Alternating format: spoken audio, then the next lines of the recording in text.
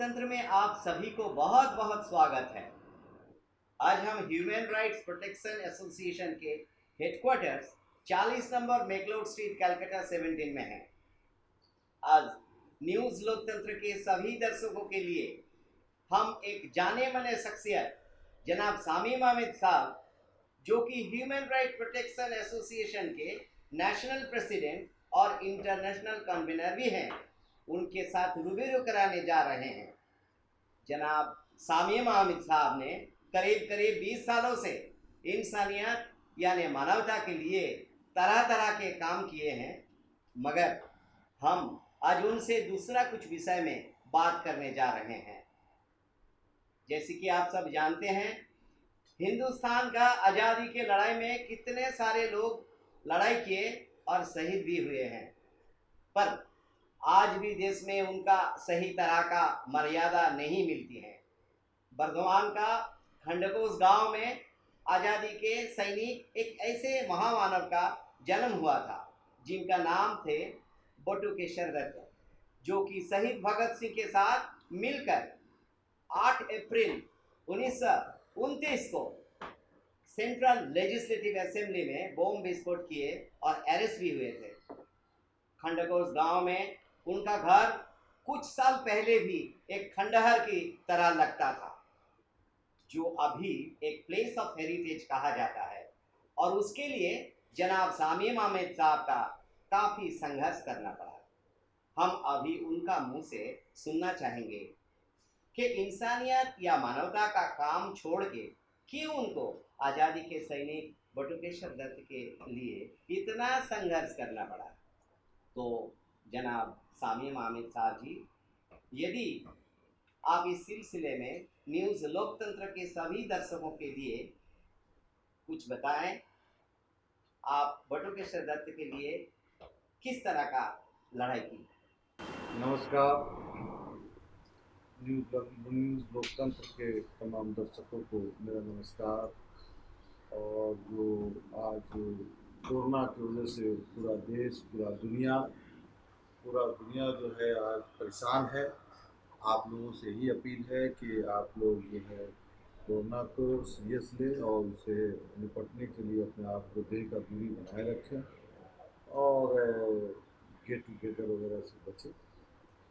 तो आप लोग बता रहे थे कि ये बटुकेश्वर दत्त के बारे में, ये उन दिनों के 2008 का ये बात है जब 2008 में मैं बर्दवान गया था। बर्दवान में उस वक्त रेलवे कैंटीन में कैंटीन में काम कर रहे थे लोग। उनको करीबन 100-150 लोगों को जब प्राइवेट सेक्टर में ले लिया, IRCTC के अंडर में जो चला गया कैंटीन, रेल कैंटीन, बहुत सारे नौजवानों को निकाल दिया बेरोजगार। उनकी लड़ाई में लड़ रहा था। तो उस दिन जब 2008 में जब हम बर्दवान गए तो उसी स्टेशन पर मैं अनशन पे बैठा था। तो 2-3 रोज तक मेरा अनशन वहाँ चला उनके लिए। उसके बाद मैं कलकत्ता आ गया। तो उस दिन थोड़ा बहुत मुझे मालूम हुआ कि बटुकेश्वर दत्त के बारे में, और वहाँ के जो हमारे बर्दवान, अभी तो पूर्व बर्दवान हो गया, उस टाइम में एक ही बर्दवान था। तो वहाँ पीयूष रंजन, एडवोकेट पीयूष रंजन बनर्जी और देवाशीष, ये हमारे पीयूष रंजन बनर्जी पूर्व बर्दवान के अभी हमारे ह्यूमन राइट्स प्रोटेक्शन एसोसिएशन के प्रेसिडेंट हैं, और देवाशीष चैटर्जी हमारा अभी ऑर्गेनाइजेशन का जनरल सेक्रेटरी है। तो इन लोगों ने मुझे बताया कि सर ऐसी ऐसी बात है और इसकी लड़ाई हम लोगों को लड़नी चाहिए। तो बोला ठीक है, एक प्रोग्राम करो, फिर हम आते हैं, फिर बात करते हैं। फिर मुझे फ़ोन आया 2-4-5 रोज के बाद कि खंडो घोष में ही हमारा ऑर्गेनाइजेशन का ब्लॉक ऑफिस का ओपनिंग करना था। तो मुझे जाने का मौका मिला। मैं सच बता रहा हूँ कि मैं बटुकेश्वर दत्त के बारे में मैं बहुत कुछ नहीं जानता था। हाँ, बटुकेश्वर दत्त के बारे में मैं बहुत कुछ नहीं जानता था। तो वहाँ जब गए हम, तो लोगों ने वो घर मुझे दिखाया। जब घर देखा, उस घर के अंदर घुस कर देखा, एक सुरंग बना हुआ था वहाँ के लोगों ने बताया कि ये शोरूम के अंदर भगत सिंह आए थे और डॉक्टर किशोर दत्त और भगत सिंह दोनों उसी शोरूम के अंदर जो है बैठ कर एक प्लानिंग किया था अंग्रेज़ों के खिलाफ, और अंग्रेज़ों का जो अंग्रेज़ी पार्लियामेंट को ध्वंस करने के लिए, उड़ाने के लिए प्लानिंग किया था। वहाँ से फिर वो गए और जो होना था हुआ भी। उसके बाद भगत सिंह की फांसी भी हो गई। ये सारे लोग वहाँ के बारे में सब बता रहे थे कि डॉक्टर किशोर दत्त यहीं जन्म लिए थे, और उनका घर का अवस्था एकदम खराब था, जंगल, कहीं कुछ नहीं। हाँ, देख रहे हैं आसपास में कुत्ते पेशाब कर रहे हैं, मैंने कोई मैंने देखने वाला नहीं, एकदम अजीब व गरीब हाल था। मुझे लगा कि नहीं, मुझे लड़नी चाहिए। ये तो हमारे देश के, भारत के सपूत बेटा है, जिसने भारत की आज़ादी के लिए, धरती माँ को बचाने के लिए अपने आप को बलिदान दिया है। और जब भारत हमारा आज़ाद हो गया तो इन शहीदों के लिए हमें लड़ाई लड़ने की ज़रूरत नहीं पड़नी चाहिए थी, बल्कि तो खुद सरकार की जिम्मेदारी थी कि उसको हेरिटेज कैसे करना चाहिए, उस पर कैसे करना चाहिए। और कोई माने इन लोगों को, जो हमारी सरकारें जो चलती है, चाहे किसी भी दल का सरकार हो, कोई भी हो, इनको तो फोकट में मिल गया है। इनको तो पता नहीं है कि ये हम आज़ाद भारत के हम प्राइम मिनिस्टर हैं, आज़ाद भारत के हम मुख्यमंत्री हैं, आज़ाद भारत के हम मिनिस्टर बन रहे हैं। उन्हें तो पता ही नहीं है कि आज़ादी की लड़ाई कितनी मेहनत और कितनी माँओं की गोद सुनी हुई, कितनी बहनों के उसके समझ सिंदूर मिटे हैं, कितने कितने माँओं की गोद सुने हुए हैं। ये तो इन लोगों को एहसास नहीं है। तो मैंने कहा कि नहीं, मुझे तो चलो आप लोग इसकी प्लानिंग करो, अब लड़ाई शुरू कर दो।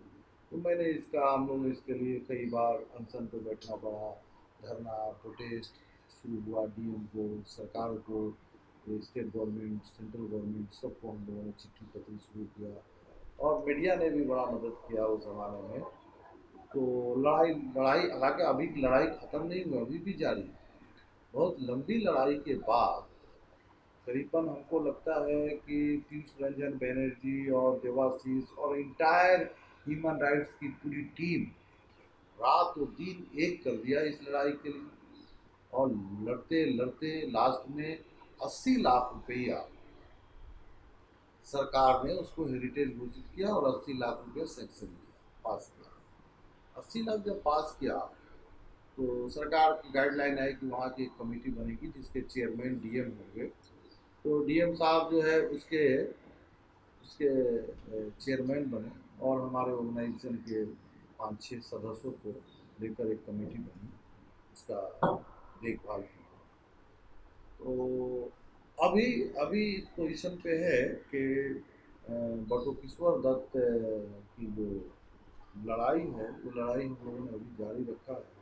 उसमें से 40 या 45 लाख रुपए करीब करीब सरकार ने अभी दिया है। अभी भी पैसे कुछ बाकी हैं, तो उस पैसे की लड़ाई हम लोग अभी भी लड़ रहे हैं।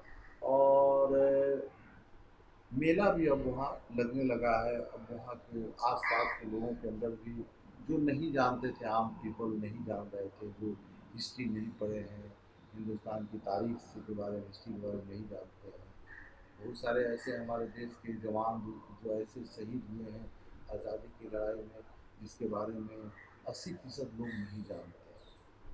तो बटू किशोर दत्त को लोगों ने गुमनाम करके रख दिया।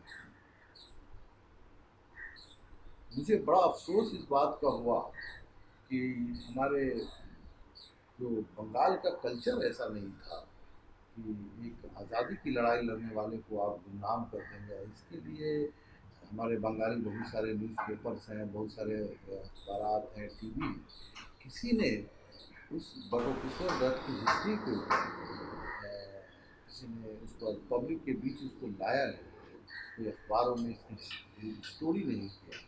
ये मुझे इसका बहुत दुख है कि एक फ्रीडम फाइटर, एक आज़ादी के इतने बड़े मुजाहिद को नज़रअंदाज कर देना, ये बड़ा अफसोस की बात है। तो अभी का पोजीशन ये है कि शुरू में तो उसकी हालत जर्जर था, एकदम बर्बाद हालत था। अभी कुछ रिपेयर किया है, उसको ठीक ठाक किए हैं सरकार। अभी 50% पैसा दिलाती है। उसके बाद जो है अभी मेला वगैरह वहाँ लग रहा है, लोगों में खूब उत्साह है। मगर मेरी असल लड़ाई ये है कि मैं बर्दवान स्टेशन को, मेरी अपनी दिली ख्वाहिश है, और मैं इस ख्वाहिश को जब जब बर्दवान जाते हैं या किसी प्रोग्राम में जाते हैं तो मेरे अंदर वो भावना उठता है कि बर्दवान स्टेशन का नाम बटुकेश्वर दत्त स्टेशन जंक्शन होना चाहिए स्टेशन। और ये मांग उस वक्त तक हम उठाते रहेंगे। बीच में हम लोगों का इरादा है कि बहुत जल्द हम लोग बर्दवान स्टेशन का नाम बदलने के लिए अगर ज़रूरत पड़ा तो हम ट्रेन रोको आंदोलन भी करेंगे, भूख हड़ताल पर भी जाएंगे और सड़कों पर उतरेंगे। और शहीद वतन भारत माँ के सपूत के नाम से कुछ भी नहीं है, कम से कम एक स्टेशन रहेगा। हमारे बच्चे, इस देश के जो भी आने वाली जो पीढ़ी है, आने वाले जो बच्चे हैं, उनको जब वो स्टेशन पर उतरेंगे तो देखेंगे कि ये नाम लिखा है बटुकेश्वर दत्त जंक्शन, तो वो अपने माँ बाप से पूछेंगे ये बटुकेश्वर दत्त थे क्या। तो इससे क्या होगा कि बटुकेश्वर दत्त के बारे में हमारे बच्चे जान पाएंगे कि वो एक आज़ादी के भारत माँ के सपूत थे और आज़ादी की लड़ाई लड़ने वाले। उनकी बहन पटना में रहती है, बहन ने, उनकी बहन की बेटी, उनकी बहन की बेटी, वो भी बेचारे उस बेचारे इस लड़ाई में हम लोगों का बहुत साथ दिया। कई बार वो आई पटना से बटुकेश्वर दत्त। और भगत सिंह के जो बहन के बेटा, बहन का बेटा भगत सिंह, वो भी बेचारे इस आज़ादी की इस लड़ाई में हमारे साथ डटे रहे और हमें इस लड़ाई में बड़ा साथ दिया उन्होंने बटुकेश्वर दत्त की। तो आखिर में यही कहेंगे हम कि उसके बाद रास्ते पे धरना पर बैठना, भूख हड़ताल, ये सिलसिला बहुत लंबा है।